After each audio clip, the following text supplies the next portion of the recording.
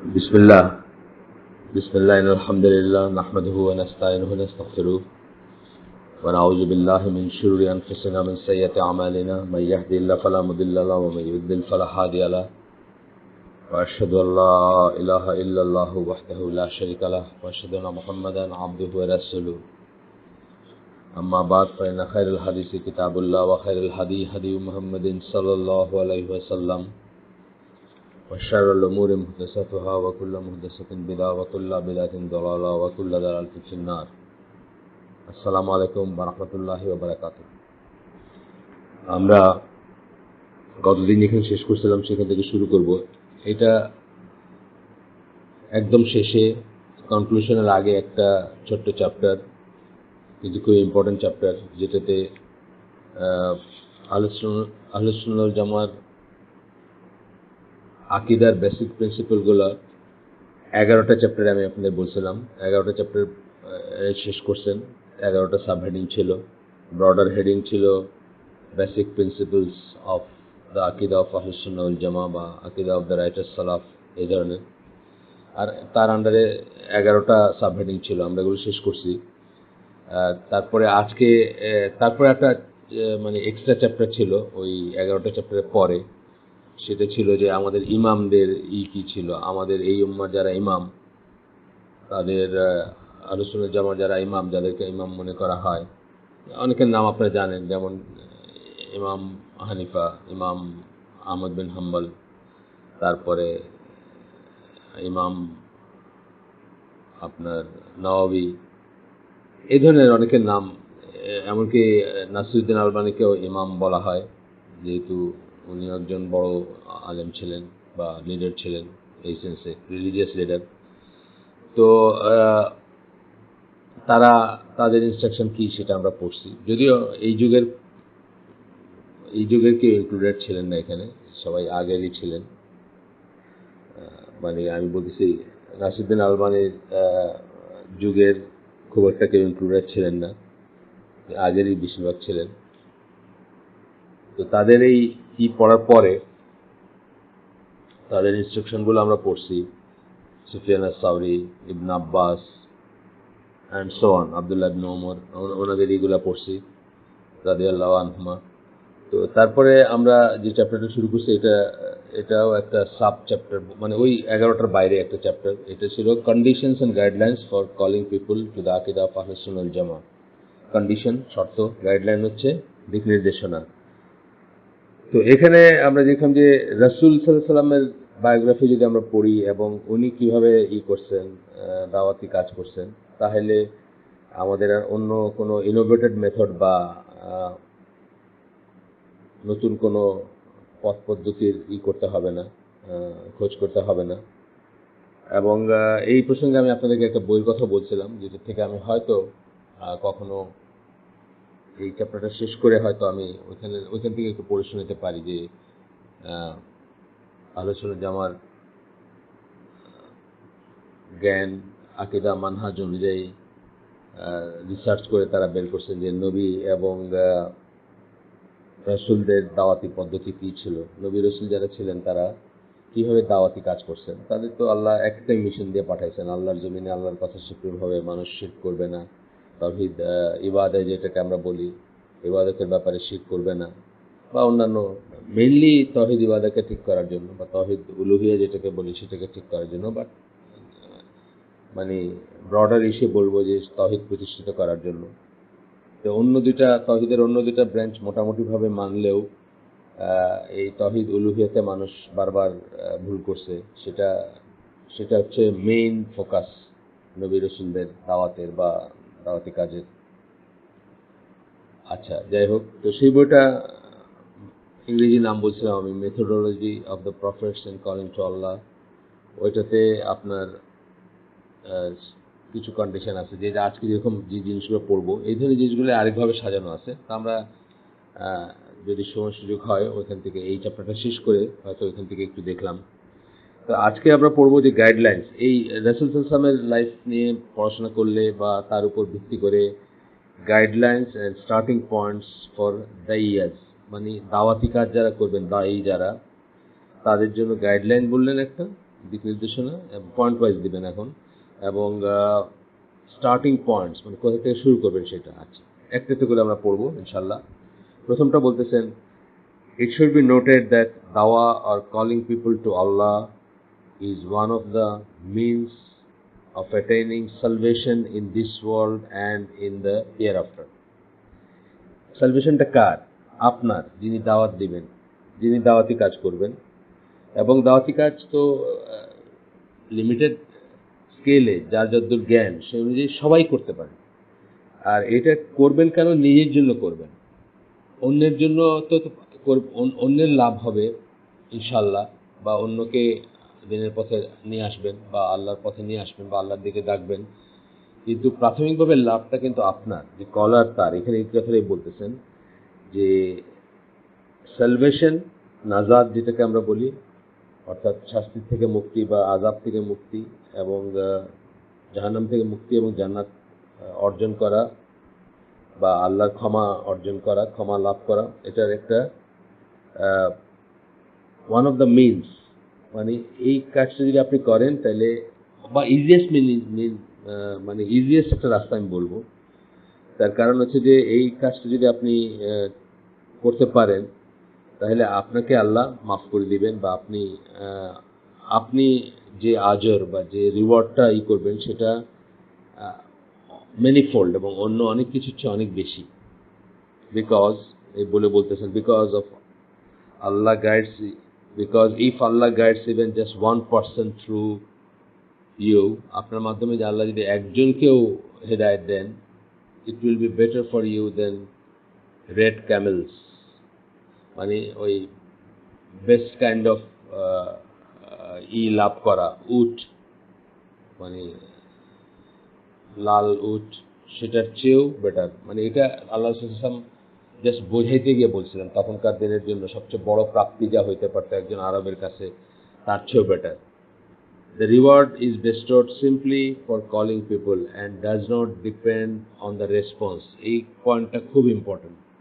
যে জন্য বললাম যে সবচেয়ে বড় লাভ আপনার, মানে আপনার কথা কেউ শুনলো কি শুনলো না, মানলো কি মানলো না, কারো চেঞ্জ হইলো কি হইলো না, আপনার রিওয়ার্ডটা কিন্তু এটা ভ্যারিয়েবল না। ইরেসপেক্টিভ অফ দ্যাট আপনি রিওয়ার্ডটা লাভ করবেন। তবে এখানে একটা ছোট্ট কথা আছে যে পরে আমরা দেখব, এখানেও এসেও আসবে, যে দাওয়াত দেওয়াটা এত ফজিলতের বা এত ভালো একটা কাজ বলেই আমরা যেন তেনভাবে দাওয়াত দিব না, ডেফিনেটলি জ্ঞানের উপর দিব। এটা খুব ইম্পর্ট্যান্ট একটা জিনিস। যেটুকুই বলবো সেইটুকু, আমি যে সব ইসলামের সব কিছু যাই না তারপরে আমাকে দাওয়াত দিতে হবে তা না। একটা আয়াত জানলে একটা আয়াতের দিকেও মানুষকে ডাকতে পারি বা একটা আয়াত মানুষের কাছে পৌঁছায় দিতে পারি, বাট অ্যাটলিস্ট ওই আয়াতটার উপর আপনার জ্ঞান থাকবে। আপনি দেখবেন যে অনেক মানুষকে অনেকখানে দাঁড় করায় দেয় একটা বয়ান করতে, একটা করতে, তার হয়তো সে তো ইসলাম শব্দটা মানে জানে না, বুঝছেন না? মানে একটা মিনিমাম লাগবে, আপনি ডেফিনিট জ্ঞান লাগবে যেটার দিকে দাওয়াত দিচ্ছেন। আপনি কি আল্লাহর দিকে দাওয়াত দিচ্ছেন, তাই তো? প্রাথমিকভাবে আল্লাহর দিকে দাওয়াত দিচ্ছেন। আমি বললাম না দাই ইলা আল্লাহ, কলিং পিপুল টু আল্লাহ বললাম, methodology of the prophets and calling people to আল্লাহ।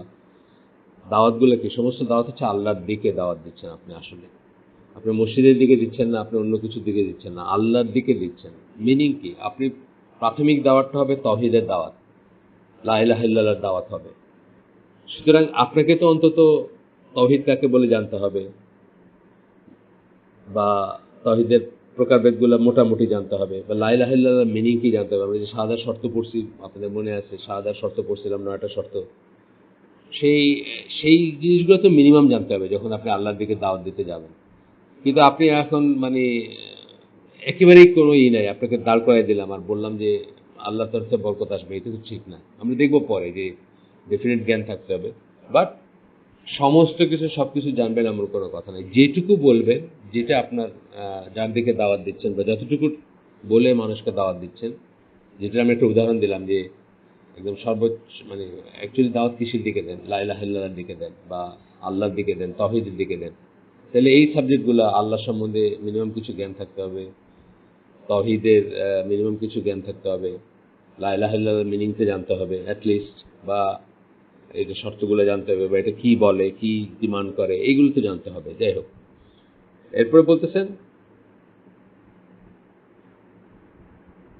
দায়ী যে তার বা দায়ী যারা তাদের are not required to achieve the victory of Islam. আপনাকে ইসলামকে বিজয় করার শর্ত দেওয়া হয় নাই। এখানে অনেকে ভুল করেন। এই যে খারেজি ট্রেনগুলো যেগুলা, বা আমি শব্দটা ইউজ করতে চাই না এই জন্য যে জিহাদ হচ্ছে অত্যন্ত বড় একটা ইবাদত, এটাকে এখন আমরা ঠেস দিয়ে কথা বলি, মানে তারপরেও মানে সহজে বোঝানোর জন্য বলতেছি যে জিহাদি ট্রেন যাদের আছে তারা কি চান, তারা অ্যাকচুয়ালি রেজাল্ট, খুব কুইক রেজাল্ট চান। এবং এই রেজাল্টটা চাইতে গিয়ে কিন্তু এটাতে দোষ যে আছে খুব একটা তা না, এটা একটা ভুল চাওয়া, এইটাই আর কিছু না। দোষ বলতে কি, রেজাল্ট আমরা সবাই চাই, আমরা সবাই রেজাল্ট চাই, কিন্তু আমরা রেজাল্ট চাই, রেজাল্টের ভারটা আল্লাহর হাতে ছেড়ে দিই, আর কাজটা নিজেরা করে যাই সুন্নাহ অনুযায়ী, রাসূলের সুন্নাহ অনুযায়ী। আর তারা হয়তো একটু তাড়াতাড়ি রেজাল্টটা চান, তারা চান যে মানে রেজাল্টটা দেখে যাব না, বা রেজাল্টটা হচ্ছে না কেন, বা কেন দেরি হচ্ছে, এখানে একটু অধৈর্য হয়ে গিয়ে কিন্তু তাদের সমস্যাটা হয়ে যায়, আর কিছু না। তো রেজাল্ট আমরা সবাই চাই, কিন্তু কেউ কেউ সুন্নাহ পদ্ধতিতে চাই, আর কেউ কেউ সুন্নাহ থেকে সরে গিয়ে তাড়াতাড়ি তাড়াহুড়া করি একটু, যে দুনিয়ার দিকে তাকাই যে আমেরিকানরা কত সহজে ইরাক দেশটাকে ধ্বংস করে দিল বা দখল করে ফেললো, আমরা কেন পারতেছি না, বা আমাদের কেন হেডওয়ে হচ্ছে না, এই ধরনের চিন্তা করে আর কি। কিন্তু এটা সুন্নাহ বিরুদ্ধ চিন্তা। আমি সবাইকে বলি, একটু উদাহরণ দিই যে আল্লাহ রাসূল সাল্লাল্লাহু আলাইহি ওয়াসাল্লাম প্রায় 13 বছর দাওয়াতি কাজ করছেন মক্কায়। আপনারা একটা হাদিস পাবেন না, একটা, যেখানে উনি বলছেন যে মক্কার ক্ষমতাটা ওনার দখল করা দরকার, বা মক্কায় উনি শাসক হওয়া দরকার, বা মানে কি বলবো, মানে ওদের গোত্রপতি বা ওদের যারা লিডার তাদেরকে ডিপোজ করে সেখানে করা দরকার, একটা হাদিস পাবেন না। এটা এই জন্য যে আপনাকে আল্লাহ প্রাথমিকভাবে তাওহীদের উপর নিজেকে এবং নিজের আহালকে বা সবাইকে প্রতিষ্ঠিত করতে বলছেন। আর তাহলে আপনাকে, আল্লাহকে যদি ভয় করেন, আপনাকে জমিনে কর্তৃত্ব দিবেন আল্লাহ। কিন্তু আমরা উল্টাটা মনে করি, অনেকেই উল্টা সুন্নাহটা মনে করি, যে আগে জমিনে যদি কর্তৃত্ব স্থাপন করতে পারি, অর্থাৎ একটা জমিন যদি শাসন ব্যবস্থা প্রবর্তন করতে পারি, তাহলেই বোধহয় ইসলাম প্রতিষ্ঠিত হবে। সেটা হয় না। আপনি পাকিস্তানের দিকে তাকায় দেখেন, ইসলামিক রিপাবলিক অফ পাকিস্তান, কি করুণ অবস্থা পাকিস্তানের। এবং এটা শুরু করছিল কি করে, এটা শুরু হয়েছিল কিন্তু মানে পাকিস্তানের প্রতিষ্ঠা হয়েছিল কিন্তু মুসলিমদের একটা আবাসভূমি হবে। এবং পাকিস্তান যখন প্রতিষ্ঠিত হয় তখন সবাই মনে করছিল যে সবচেয়ে শক্তিশালী দুনিয়ার মুসলিম দেশের একটা হবে এবং এখান থেকে ইসলাম প্রপাগেট করবে। তাদের হয়তো আশা আকাঙ্ক্ষায় দোষ নাই, কিন্তু কেবলমাত্র একটা রাষ্ট্র প্রতিষ্ঠা করে সেটা হয় নাই, আমরা দেখতেই পাচ্ছি হয় নাই। আচ্ছা, তো বলতেছেন যে আপনার দায়ী যিনি, তার জন্য ভিক্টরি অফ ইসলাম বা ইসলামের বিজয় আনতে হবে, দেখতে হবে, বা প্রতিষ্ঠা করতে হবে বা পাইতে হবে, এমন কোনো কথা নাই। For this is a matter which is under আল্লাহর কন্ট্রোল। এটা আল্লাহর কন্ট্রোলের ব্যাপার। আল্লাহ যাকে ইচ্ছা তাকে যখন ইচ্ছা তখন ভিক্টরি দিবেন। আপনি আপনার কাজটা করে যাবেন, আপনার কাজটা করে যাবেন, বসে থাকবেন না, কাজটা করে যাবেন, আল্লাহর কাছে দোয়া করবেন, চাবেন। অফকোর্স আপনার মাথায় এটা থাকবে যে আল্লাহ জমিনে আল্লাহর কর্তৃত্ব প্রতিষ্ঠিত হবে, কর্তৃত্ব বলতে আল্লাহর কথা সুপ্রিম হবে, এবং সেটা আপনার ভিশন থাকবে, আপনার স্বপ্ন থাকবে, বা আপনার আলটিমেট গোল থাকবে। বাট এই গোলটা ধরেন, আমি বলতেছি 1000 কিলোমিটার পথ হলে আপনি আপনার লাইফ টাইমে বা আপনি একা 1000 কিলোমিটার পার হয়ে যাবেন এমন কথা না। আপনি হয়তো কজটাকে 1 কিলোমিটার আগায় নিয়ে গেলেন, বাকি 999 কিলোমিটার হয়তো ইয়ার্স টু কাম অন্যরা করবে। হয়তো 900 কিলোমিটার 1 বছরেও বা 1 মাসেও হয়ে যেতে পারে এট দ্য এন্ড, সেটা আলাদা কথা। কিন্তু এইটার প্রত্যেকটা ইঞ্চ, এই রাস্তার প্রত্যেকটা ইঞ্চ কেউ না কেউ আগায় নিয়ে যাবে, তার ভিতর আপনি শরিক হবেন। এই আমি একটু জাস্ট সিমিলি দিলাম বা উদাহরণ দিলাম। আচ্ছা, এরপরে বলতেছেন victory is a promise from Allah, dawah is a form of jihad, sharing the same aims and results as fighting. যুদ্ধ করে যে এইম এবং রেজাল্ট আসে, একই এইম দাওয়ার ভিতরেও আছে। দাওয়া একটা ফর্ম অফ জিহাদ। তার মানে দাওয়া কি করে, দাওয়া মানুষকে আল্লাহর পথে নিয়ে আসে, এবং মানুষের জীবনে, একটা সোসাইটির জীবনে বা একটা সামাজিক জীবনে দিনের প্র্যাকটিসগুলো নিয়ে আসে। এই ফাইট করার এইমও এটা, জিহাদ মানে জিহাদের যে ফাইট আছে সেটারও এইম এটা।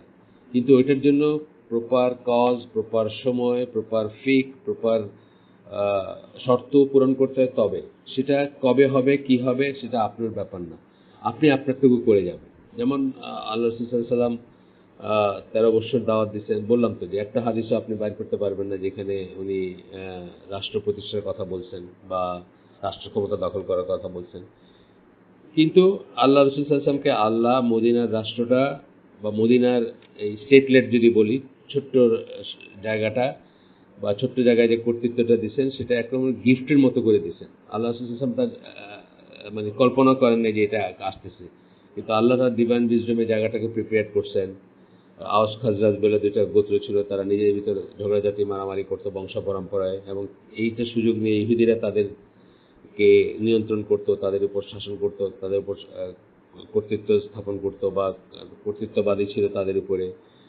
তারা একসময় চিন্তা করলো যে রাসূল সাল্লাল্লাহু আলাইহি ওয়াসাল্লামের কথা যখন শুনলো, তার ইসে কেউ কনভিন্স হলো, মদিনার বাসীদের কথা বলতেছি, তখন তারা চিন্তা করলো যে ওনার মতো একজন সত্যবাদী মানুষ, সুবিচারক মানুষকে তারা যদি নিয়ে এসে তাদের লিডার বানায়, তাহলে হয়তো তাদের সমস্যাগুলো আরবিট্রেট করবেন বা তাদের ভিতর সমাধান করে দিবেন এবং একটা নতুন ব্রেক থ্রু হতে পারে।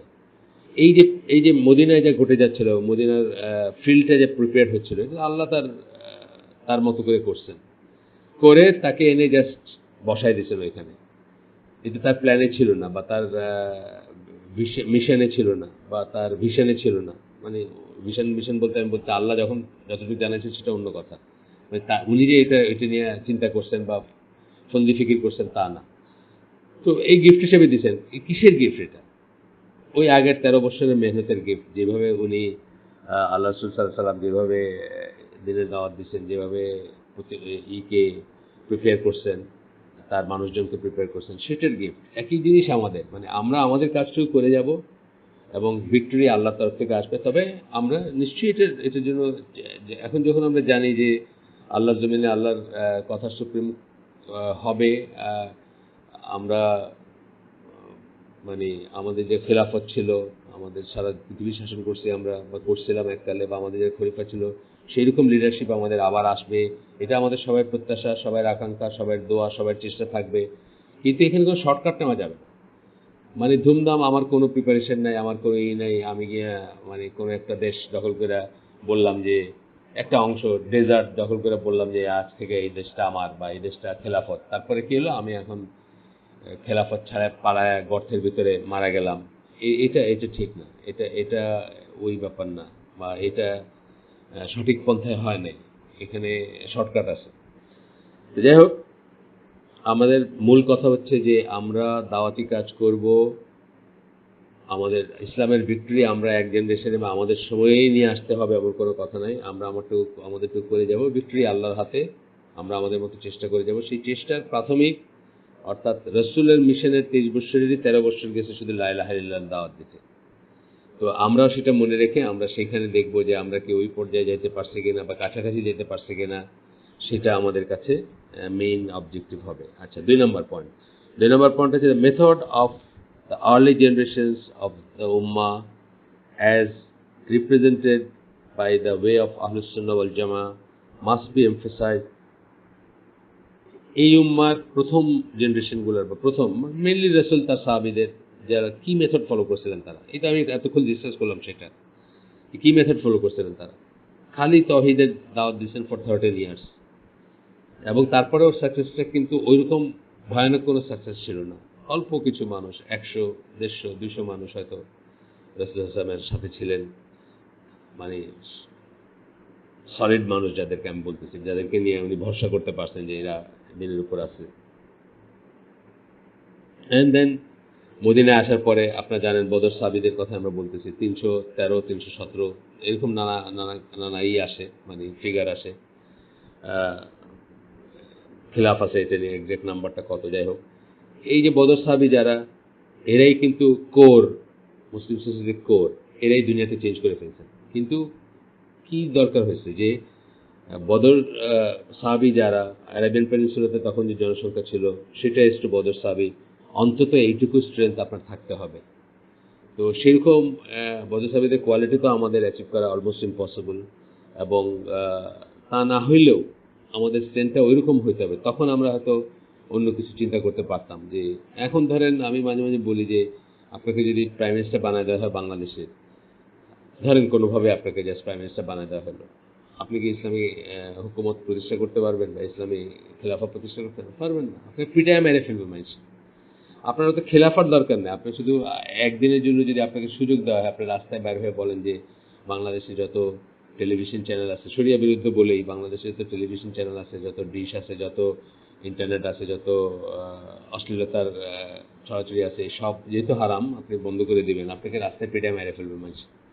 এই জন্যই গ্রাউন্ড প্রিপেয়ার হতে হবে। গ্রাউন্ড প্রিপেয়ার হওয়ার একমাত্র উপায় হচ্ছে দাওয়াতি কাজ করা। এবং এই জায়গাটাতে কিন্তু তবলিগ জামাতের যে চিন্তাভাবনা সেটা কিন্তু ঠিক আছে। হ্যাঁ, চিন্তাভাবনাটা মানে ঠিক আছে যে আগে আগে মানুষকে দিনদার বানাইতে হবে, বাট আকিদা মানহাজ ঠিক নেই, সেটা হলো অন্য জিনিস। সেটার জন্য আমরা তাদেরকে রেকমেন্ড করি না বা তাদের সাথে যোগ দিই না। কিন্তু তাদের চিন্তাভাবনাটা ঠিক আছে যে মানে আগে আগে ইমান, আগে মানুষ প্রিপেয়ার হইতে হবে, তবে সেই দেশে যদি আপনি কোনো করেন, ইসলামী কথা বলেন, তাহলে মানুষের কাছে গ্রহণযোগ্য হবে বা মানুষ সেটাকে অ্যাপ্রিসিয়েট করবে। তা নাহলে তো আপনাকে গালিগালাজ করবে বা আপনাকে নিশ্চিহ্ন করে দিবে। যাই হোক, মিনিমাম একটা ফিল্ড তৈরি করতে হবে, ব্যাকগ্রাউন্ড তৈরি করতে হবে, মানুষ তৈরি করতে হবে, এবং সেটা চেষ্টা করে যেতে হবে। সেটা 1000 বছর লাগতে পারে, সেটা একদিনে হবে, এক মাসে হবে, এক বছরে হবে, এমন না। তাড়াহুড়ো করতে গিয়ে কিন্তু আমরা বাকি সমস্যাগুলো হয়ে যায় আমাদের। আচ্ছা, রেজাল্ট ওরিয়েন্টেড চিন্তা করতে গিয়ে আল্লাহ রসুল সাল্লাল্লাহু রেজাল্ট ওরিয়েন্টেড চিন্তা করেন নাই। জাস্ট হিজরতের মক্কার পিরিয়ডের লাস্টের দিকে 1 বছর 1.5 বছর মতান্তরে বা 2 বছর আগে তায়েফে গেছিলেন, উইথ দ্য হোপ যে মক্কার লোকজন তার কথা শুনলো না, তায়েফের লোকজন হয়তো শুনবে। সেখানে কি হয়েছে? তারা তাকে পাথর মেরে রক্তাক্ত করছে। একজন কৃতদাস শুধু তার কথা শুনছে, আর কেউ শুনে নাই। ওইখানে আপনি চিন্তা করেন, ওইখানে আল্লাহ রসুল সাল্লাল্লাহু আলাইহি ওয়াসাল্লাম যে জায়গায় দাঁড়াইছিলেন, ওইখান থেকে কল্পনা করা যায় যে পরবর্তী 10 বছরে মদিনার স্টেট প্রতিষ্ঠা হয়েছে এবং পুরা অ্যারাবিয়ান পেনিনসুলা ইসলামের আন্ডারে আসছে, কল্পনা করা যায় না। সেই জন্য আপনার কাজটা আপনি করে যাবেন এবং আপনি নিরাশ হবেন না, আপনি বিচ্যুত হবেন না, শর্টকাট নেবেন না। হ্যাঁ, আল্লাহ রসুল সাল্লাল্লাহু আলাইহি ওয়াসাল্লাম শর্টকাট নিতে পারতেন, তাকে অফার করা হয়েছিল।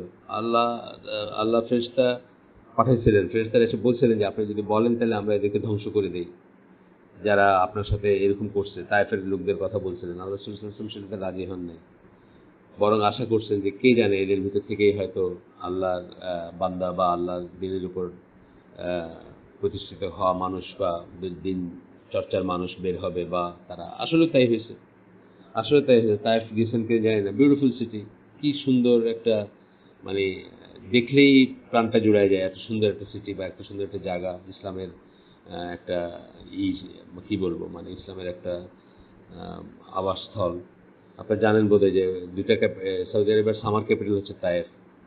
তো আপনার এটা তার আশা ছিল, তার দোয়া ছিল, এবং আল্লাহ সেভাবেই সেখানে ইসলাম প্রতিষ্ঠা করছেন। কিন্তু আল্লাহ রাসূল সাল্লাল্লাহু আলাইহি ওয়াসাল্লাম তো তার মানবিক যুক্তি থেকে দেখেন নাই যে এখানে ইসলাম, মানবিক যুক্তি থেকে কিন্তু এটা আসে না যে এই জায়গায় ইসলাম প্রতিষ্ঠিত হবে। যাই হোক, এরপরে আমরা একটু আগাই। তো বলতেছেন যে তারা যেভাবে যা এমফেসাইজ করছেন আমরাও সেভাবে এমফেসাইজ করব। ইট ইজ মানে আর্লি জেনারেশনস এর কথা বলতেছেন, আলোচনা যে আমার early generations. It is known for its moderation, comprehensiveness and balance, far removed from either neglect or exaggeration. ওই জেনারেশনগুলো তাকাইলে আমরা কি দেখি? বিশেষ করে সাহাবীদের জেনারেশন আমরা কি দেখি? মডারেশন দেখি, কম্প্রিহেন্সিভনেস দেখি, তাদের মানে সবকিছু নিয়ে গভীর চিন্তা ভাবনা, জ্ঞান অথবা বোধ দেখি আমরা। Far remove from either neglect or exaggeration.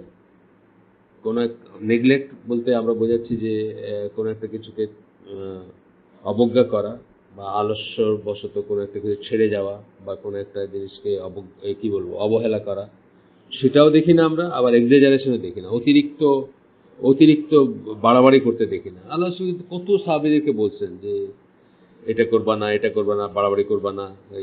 ধরেন একজন চাইছেন যে রোজ রোজা রাখবেন, বলছেন যে না রোজ রোজা রাখো না, তাহলে উইক হয়ে যাবা, যখন বয়স হবে তখন ফরজ রোজাটা রাখতেও কষ্ট হবে, মানে এই ধরনের জিনিসগুলো এক্সাজারেশন বা ইকে সবসময় ডিসকারেজ করছেন। আবার নেগলেক্ট কেউই করেন না। একজন মহিলা মানে নফল নামাজ পড়ার জন্য দাঁড়াইতে পারেন না, রশি ঝুলায় রাখছেন, সে রশি ধরে দাঁড়াইতেন, বলছেন যে রশিটা সরাই ফেলো, এটা বাড়াবাড়ি, এটা করার দরকার নাই কোনো।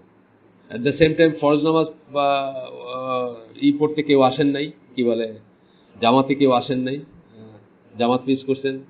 রাসূল সাল্লাল্লাহু আলাইহি ওয়াসাল্লাম কি বলছেন, আমার ইচ্ছা হয় ঘরগুলো জ্বালাই, ইচ্ছা হয়, জ্বালান নাই অ্যাকচুয়ালি, মানে ফিজিক্যালি জ্বালান নাই, কিন্তু ইচ্ছা হয় জ্বালাই দিতে, তাহলে কি ওই নেগলেক্টটাও গ্রহণযোগ্য না, এই বাড়াবাড়িটা গ্রহণযোগ্য না, মধ্যপন্থাটা এইখানে আছে। আচ্ছা, যাই হোক, it should be based on shari knowledge that is rooted in the Quran and sahih sunnah. শারি নলেজের উপর বেসড হবে, কি দাওয়াতি কাজ, যে আপনি যে দাওয়াত দিবেন সেটা শারি নলেজ থাকতে হবে। দিস উইল প্রোটেক্ট, তাহলে কি হবে, protected by the grace of Allah, আল্লাহর ইসে ফেলিওরটা কম হবে। আপনার শরীর নলেজ থাকলে ফেলিওর আসবে না, ফেলিওর বলতে মিনিংলেস হবে না জিনিসগুলো, শরীর নলেজ যদি থাকে। আপনি দেখেন এই আইএস বা আইএসের যে প্রচেষ্টাগুলো, এতে কি হয়েছে দেখেন তো, আপনি মানে সামারি করে দেখেন তো, যে আইএসের যে এই যে লক্ষ লক্ষ লোক দুই সাইডে মারা গেছে, আপনি তো গুনলে হয়তো লক্ষ লোকের উপরে হবে। দুই সাইড বলতে আমি বলছি তারা যাদেরকে মারছে এবং তাদের যারা মারছে, তারা যাদেরকে মারছে তাদেরটা অলটুগেদার একটা স্টোরি। কিছু মুসলমান ছিল, কিছু বিধর্মী ছিল, বা ওটার হিসাবে অনেক জটিল হিসাব, আমি এটাতে যাচ্ছি না। কিন্তু তাদের যারা মরছে এরা কারা, এই উম্মার ইউথ যারা, তাজা প্রাণ যারা, সবচেয়ে প্রোডাক্টিভ যারা, সবচেয়ে কি বলবো জীবনী শক্তি যাদের বেশি ছিল, সেই সব মানুষগুলো কিন্তু ওইখানে গিয়ে মারা গেছে একটা ভুল তন্ত্রমন্ত্রের বশবর্তী হয়ে। তো এই যে ফেলিওরটা, এই যে মুসলিম উম্মার সময় সম্পদ শ্রম মেধা গেল, বেস্ট অফ দ্য বেস্ট যারা ছিল, মানে প্রাণশক্তির দিক দিয়ে তারা ওইখানে শেষ হলো।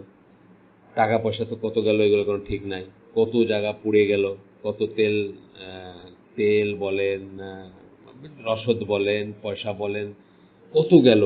এবং অ্যাট দ্য এন্ড অফ কি হলো, এমন একটা দাওয়াতি কাজ হলো, আইএসের দাওয়াতি কাজের কথা আমি বলতেছি, যা আপনাকে 1000 বছরেও আর কোনো মানুষ ইসলাম কনসিডার করবে না, কেউ যদি এটা দেখে যে কি হচ্ছে এখানে বা কি হয়েছে এখানে, তারা কি করছে, এটা যদি কেউ দেখে, কেউ এর ভিতরে হয়তো প্রোপাগান্ডাও আছে কিছু, কিন্তু আমি বলতেছি যে একজন ম্যান ফ্রম দ্য স্ট্রিট, সে কিন্তু এটা 1000 বছর আর ইসলামকে কনসিডার করবে না। এই কল্লা কাটা, এই গলা কাটা যে সমস্ত ভিডিওগুলো আপলোড করা হয়েছে বা যা করা হয়েছে বা যে ইমেজটা দেওয়া হয়েছে, তো এগুলোর চিন্তার ব্যাপার আছে। তারপরে বলতেছেন যে ফেলিওর আসবে না, and bring light to the one who is determined to follow the path of the prophets. এবং তখন আপনার কাছে আপনি পথ নির্দেশনা পাবেন, বা আপনি দিক নির্দেশনা পাবেন, বা আপনি আলো দেখতে পাবেন। কিসের আলো?